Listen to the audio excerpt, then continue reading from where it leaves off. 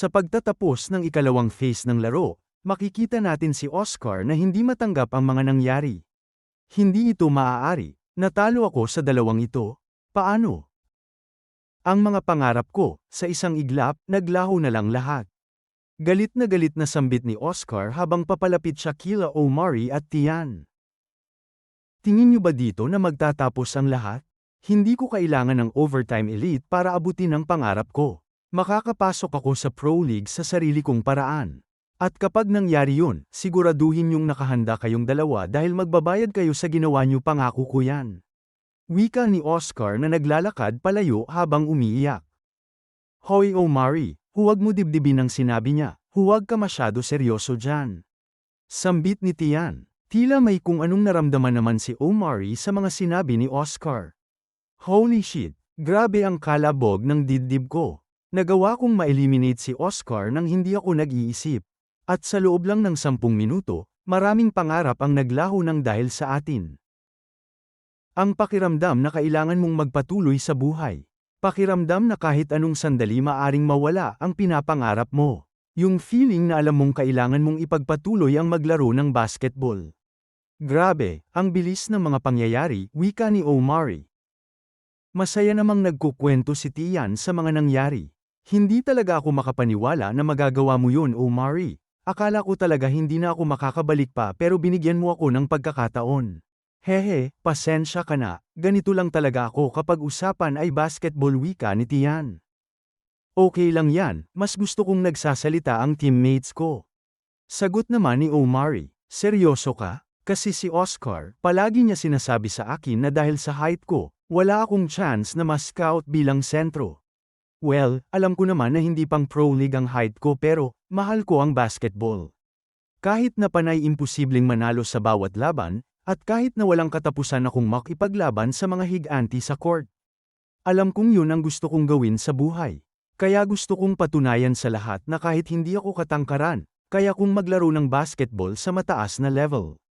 Ano sa tingin mo sa mga sinabi ko, Omari? Ha, kailangan mo pa ba opinyon ko?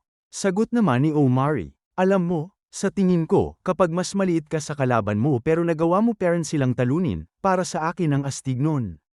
Dagdag pa ni Omari, masaya naman sumagot si Tian ng, tama ka.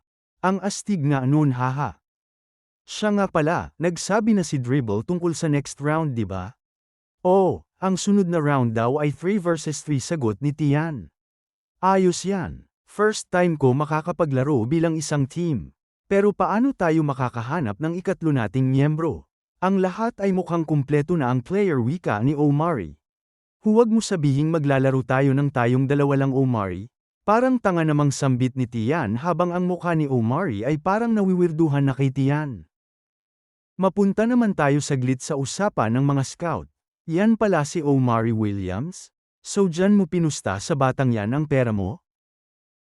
Nakita nyo naman lahat ang dribble, ang skills niya, ang quick instinct niya at mabilis na maka-adapt sa playing style ng kalaban.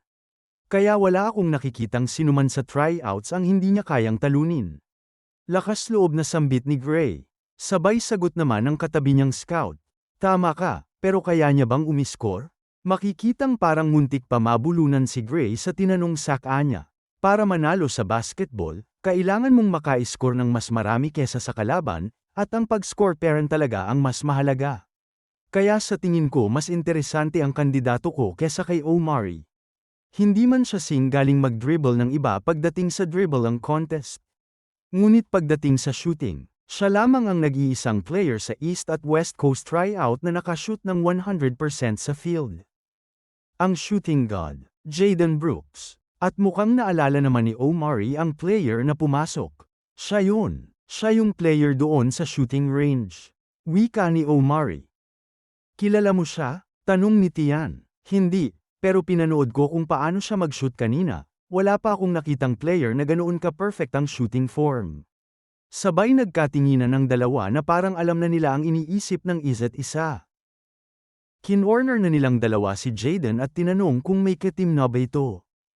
Ha, gusto ninyo ako maging ka-team? Tanong naman ni Jaden. Oo sana, naghahanap kami ng ikatlong member para sa next round, sagot naman ni Omari. Nakita kita nung second round at masasabi kong hindi na masama ang dribbling skills mo, pwede na rin. Sambit ni Jaden kay Omari. Wait, ano daw? Sagot ni Omari na parang hindi nagustuhan ang sinabi ni Jaden. Pero bago ang lahat, may gusto lang ako itanong. Bakit ka nakipag-team sa taong ito? Di ba ang dahilan lang kung bakit siya nandito ngayon ay dahil binagyan mo siya ng pagkakataon na makabalik sa game? Umasa lang siya sa iba at hindi sa sarili niyang kakayanan.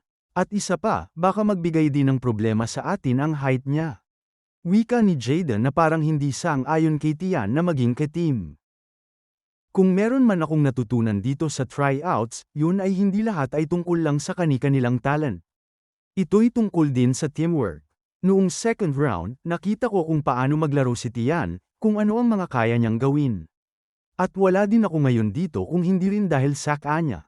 Kaya kung gusto mo kami maging ka-team, sorry, kailangan magkasama kami, package deal. Kung sa bagay, yung ibang players mukhang ayaw akong kunin dahil sa talent ko, kung meron lang game na maipapakita ko sa mga tao kung saan ako magaling. Pero itong tao na ito, mukhang naiintindihan niya kung ano ang kaya kong gawin at alam niya ang halaga ko. Wika ni Jaden. Bigla namang lumitaw si Dribble sa kanilang harapan. Time's up. Tapos na ang oras sa pagpili ng 3 miyembro. Handa na ba kayo? Ang lahat ay nakapag-register na ng kanilang team. Ano ang dahilan at kayo'y hindi pa? Tanong ni Dribble. O siya. Sasalin ako sa inyo. Basta ibigay niyo lang sa akin ang bola. Wika ni Jaden. At tuwang-tuwa naman si Omari na pumayag na si Jaden maging ka-team nila at si Tian naman ay parang nakahinga na ng maluwag. At ngayon, nadito na tayo sa finals ng ating tryouts. Para sa ating mga executives, scouts, at super fans. Pinuno namin ng holographic audience ang arena para mas lalong maging totoo at mas gumanda pa ang laro. Kaya let's make some noise. Wika ni Dribble kasabay ng sigawan sa loob ng arena. At dumako muna tayo sa rules ng ating laro. Simple lang ang rules, 2 team ang maglalaban na binubuo ng 3 miyembro. Sa normal na laro, kailangan natin makashoot sa loob ng 24 seconds. Ngunit sa larong ito ay pinababa namin ang oras, kinakailangan yung makashoot sa loob lamang ng 10 segundo. At sa larong ito ay mayroon tayong special scoring rules. Kung magawa niyong makashoot mula sa 3-point line, ito'y magiging 10 points imbis na 3 points. Meron tayong 3 matches, at bawat mananalong team sa bawat match ay magkakaroon ng offer sa Overtime Elite Academy. Kaya handa na ba kayong lahat? Sigaw ni Dribble sa lahat ng manunood. Sa round na ito, mukhang ang kinakailangan dito ay yung kaya mag-shoot. At dahil maikli lamang ang oras ay kailangan natin makashoot ng mabilis. Wika ni Omari at Tian. At isa pa ang 3-point line dito ay 3 beses ang layo kesa sa normal na game. Kaya kung gusto natin may panalo ang round na ito, mukhang kailangan natin mag-focus sa pag-shoot ng 3. So, kamusta ang shooting yung dalawa? Tanong ni Jaden. Nako, hindi ako ganoon kagaling pagdating sa 3, mabilis na sagot ni Tian at Omari. Inaasahan ko na yan. Kung ganoon, ibigay niyo lang sa akin ang bola. Umasa na lang tayo na hindi rin kaya mag-shoot ng makakalaban natin. Wika ni Jaden. At makikita natin na nakapasok na ang 2 grupo sa loob ng court.